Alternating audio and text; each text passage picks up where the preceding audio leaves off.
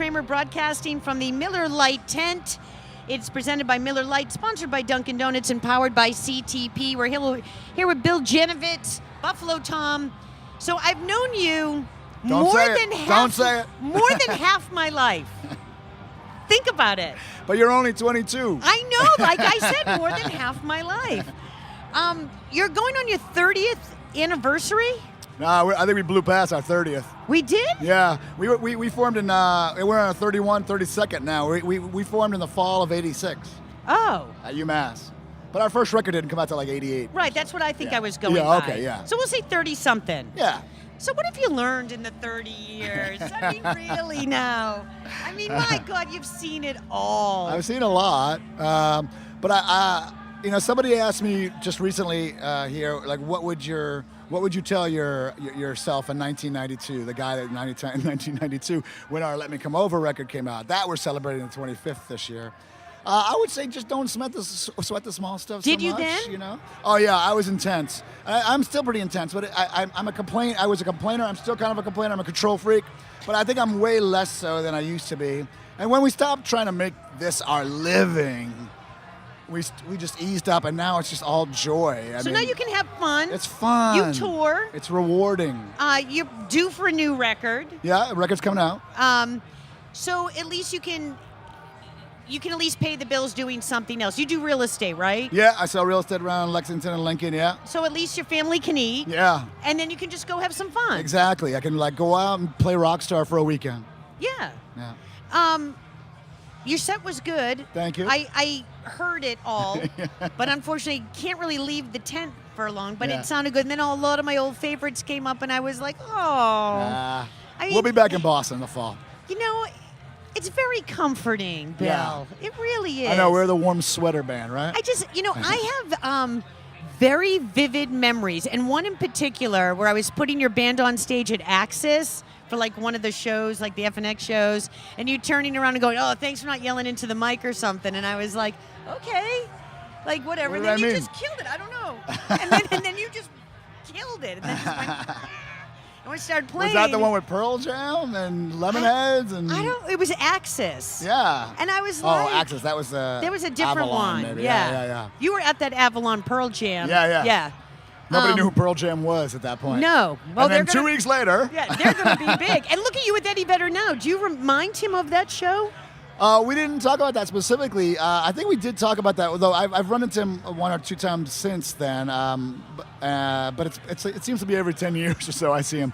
He's a great guy. Yeah, and I want to talk a little bit about Hot Stove, because I thought you did something really brilliant recently, because Eddie was going to be coming in and playing, and some of the ticket agencies had taken those charity tickets and quadrupled the price. And you called them out.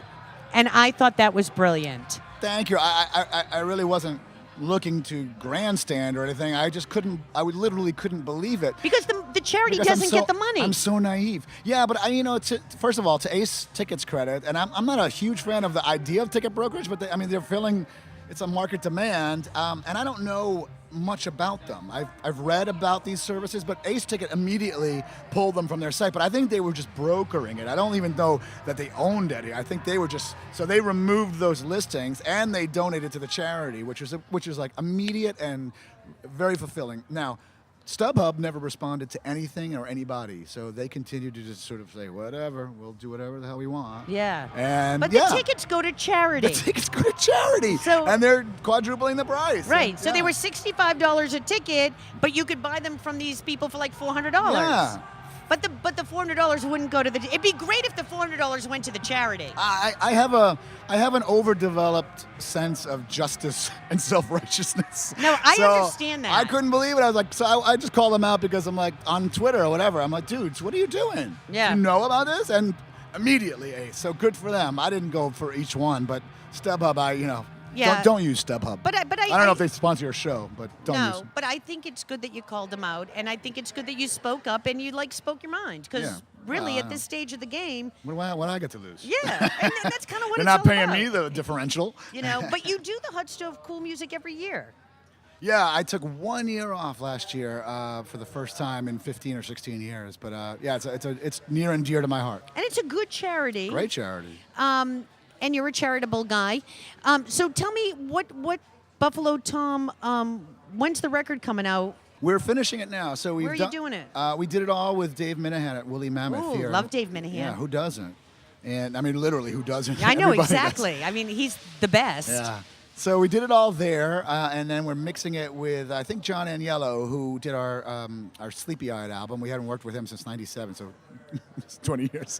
It's funny how time creeps up on you. So he's going to do it for us, he says, and that's going to be in June. So we'll be done like by end of June, and we'll probably put it out in the fall or winter, I assume. And then do a little tour or something? Yeah, well, touring is like, for us, it's like a long weekend, So that's... So you don't go far? Well, we're going to Belgium and Holland for a weekend. Next week. No, that's a week. So yeah, we'll do a little bit of that. Basically a long week is what we do. A week. Yeah. It's not like you can go on the road for like 3 months at a time. Like No, nor would I want to. I didn't want to then. Yeah. What do you not like about being on the road? Just we played a 2.5 hour set last night in Portland, and it was exhausting when I had the 20-something energy, but you can imagine coming down from Portland and going right to the stage here and having to do another 50 You're minutes. tired. And we put a lot into it, so voice goes or whatever. But 3 months of just being away from my family, and I mean, we that's about the most we ever did even back then. Yeah. And it was miserable because, I mean, the shows are always great, but the shows are, as you've heard the cliche in rock and roll, it's like 10% to 90% just waiting around, right? Like Charlie Watts said. Well, it's traveling. It's like going to a venue, it's shaking hands, kissing babies. You finally get to do your set, and then you're back on a bus. And just trying to catch up sleep and not be hungover. And Bill Janovitz, Buffalo Tom, thank you very much for Thank you, hanging Julie. out Thanks with for having us. me. Live from the Miller Lite tent here at Boston Calling Radio BDC.